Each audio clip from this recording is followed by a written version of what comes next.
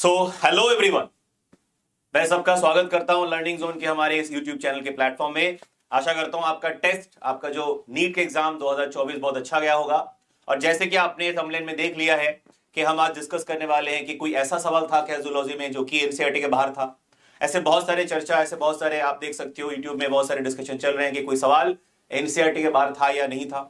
तो क्या है ये, मतलब ऐसा है या नहीं है, सच क्या है, तो उसके बारे में थोड़ा बात करेंगे। तो मैंने यहाँ पे दो क्वेश्चन डिस्कस मतलब मुझे करना है, तो हम बात करते हैं। Let us start our session.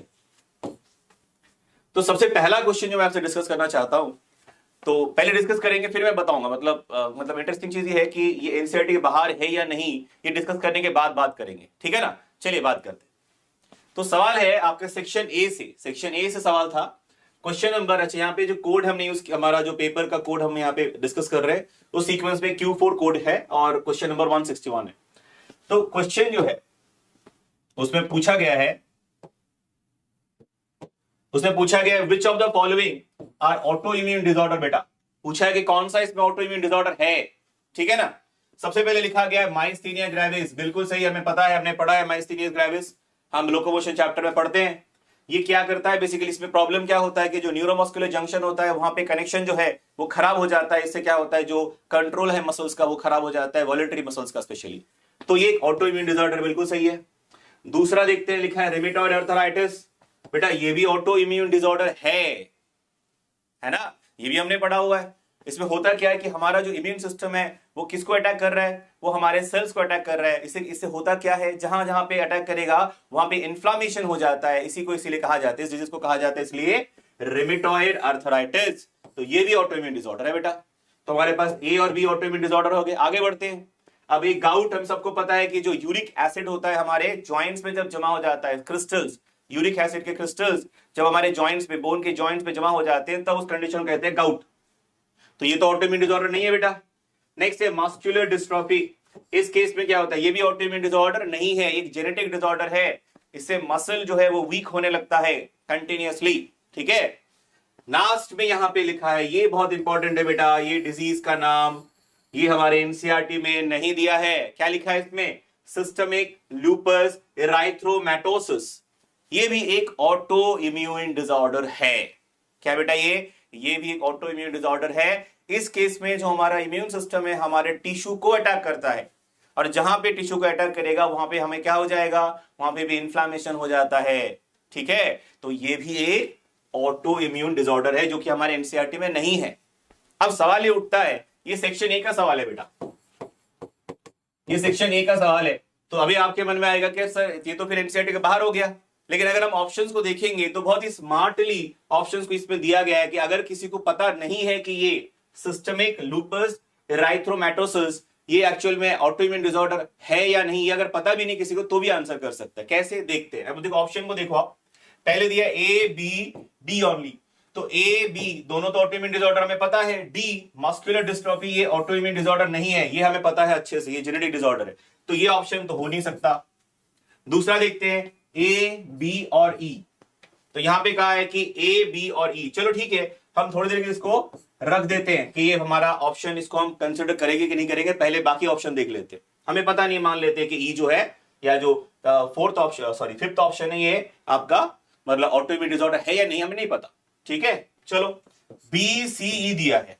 अच्छा, बी मतलब रिमेटेड अर्थराइटिस, सी मतलब गाउट, मतलब ये ऑप्शन भी नहीं हो सकता क्योंकि हमें पता है गाउट जो है ऑटोइम्यून डिसऑर्डर नहीं है।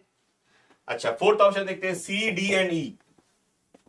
तो सी जो है वो गाउट है, डी जो है वो मस्कुलर डिस्ट्रॉफी है। तो गाउट भी एक ऑटोइम्यून डिसऑर्डर नहीं है, मस्कुलर डिस्ट्रॉफी भी नहीं है, इसका मतलब ये ऑप्शन भी नहीं हो सकता। तो यहां पे ऑप्शन सिर्फ बचा हमारे पास ये वाला, है ना। तो ये थोड़ा स्मार्ट क्वेश्चन है, मतलब थोड़ा सा ट्रिकी पूछा गया, बोल सकते हो स्मार्टली पूछा गया है कि अगर आपको पता नहीं है तो भी आप आंसर निकाल सकते हो बेटा। तो मैं इसको तो नहीं कहूंगा कि एनसीईआरटी से बिल्कुल बाहर है, क्योंकि आंसर में, ऑप्शन में आपको ऐसा कोई कंफ्यूजन नहीं किया है। हालांकि जो यहां पे डिजीज का नाम दिया है सिस्टमिक लूपस एराइथ्रोमैटोसिस, ये एक्चुअल में एनसीईआरटी में नहीं मेंशन है। फिर भी ये सवाल को हम एनसीईआरटी के बाहर ऑप्शन में, अगर मतलब ये जो लिखा है ये एनसीईआरटी के बाहर दिया है, लेकिन आंसर ओवरऑल अगर हम देखेंगे तो आप एनसीईआरटी पढ़ के, सिर्फ एनसीईआरटी पढ़ के भी इसका आंसर कर सकते हो बेटा, ठीक है। चलिए दूसरे क्वेश्चन में चलते हैं।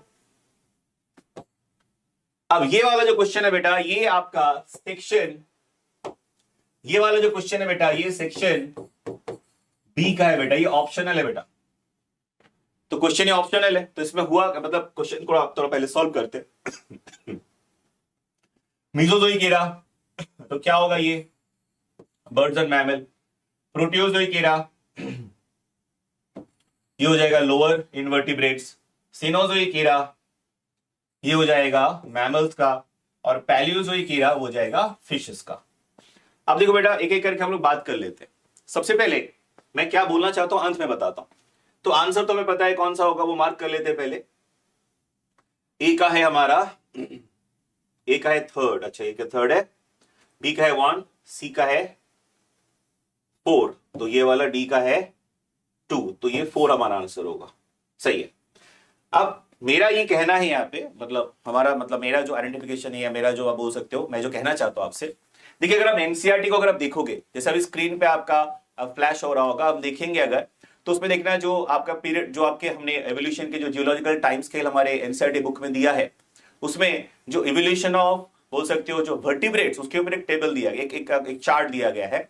उसमें अलग अलग समय को मेंशन किया गया, मतलब कितने मिलियन ईयर्स पहले किसने कौन सा ऑर्गेनिज्म डेवलप हुआ था, फिर कौन सा एक्सटिंक्ट हुआ था, इसका एक चार्ट दिया है।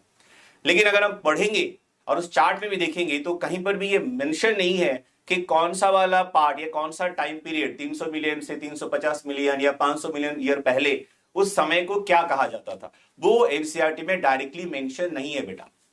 जैसे पूरे जियोलॉजिकल टाइम स्केल को अगर हम देखेंगे ना, तो 6 ईरा में डिवाइड किया गया है। तो वो जब हम पढ़ते हैं, किताब को भी जब पढ़ते हैं, तो उसमें डिटेल में वो बात नहीं बताई गई है। मतलब हालांकि ऐसा है कि हम क्लास में जब नीट के बच्चों को पढ़ाते हैं, आपने भी पढ़ा होगा, तो सबको बताया जाता है, तो इट इज ओके।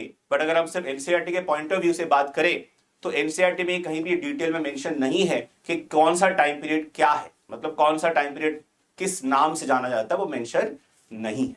ठीक है ना। जैसे अगर आप देखोगे लोअर इनवर्टिब्रेट, इसका अगर आप देखेंगे तो इसमें हमने देखा कि प्रोटियोजोइक एरा की बात कर रहे हैं, जो कि ऑलमोस्ट 500 मिलियन ईयर्स पहले की बात है। अच्छा, उसके बाद अगर हम बात करेंगे फिशेस एंड एम्फीबियन, जो कि है पैलियोजोइक एरा। ठीक है, तो ये भी ऑलमोस्ट 350 टू 365 मिलियन ईयर्स पहले इन्होंने इवॉल्व होना शुरू हुआ। फिर हम बात करेंगे बर्ड्स एंड रेप्टाइल्स की, जो कि है मीजोजोइक एरा, ये ऑलमोस्ट 300 मिलियन ईयर्स पहले से शुरू हुआ है। और हम बात करेंगे मैमल्स की, तो ये 200 मिलियन ईयर्स पहले से शुरू हुआ है। तो हमारे बुक में एनसीईआरटी में ये डिटेल में नहीं बताया गया है कि भाई जो आपका पैलियोजोइक एरा है उसका टाइम पीरियड 350 टू 365 ये पैलियोजोइक एरा है। उसके बाद जो सीनोजोइक एरा है, जो कि 250 या 200 मिलियन ईयर्स पहले ही वाली बात है, वो बातें यहाँ पे बुक में हमारी डिटेल में डायरेक्टली नहीं है। ठीक है ना। तो ऐसे भी सेक्शन बी का सवाल है, तो आप ऐसे भी स्किप कर सकते हो। लेकिन अगर हम एनसीईआरटी को फॉलो करेंगे स्ट्रिक्टली, तो एनसीईआरटी में ये सारी चीजें डिटेल में लिखा हुआ नहीं है बेटा। ठीक है ना। तो मैं क्या कन्वे करना चाह रहा था, मुझे लगता है आपको समझ में आ चुका है। ठीक है ना। चलिए फिर सेशन यहीं पे खत्म करते हैं, मिलते हैं अगले सेशन में।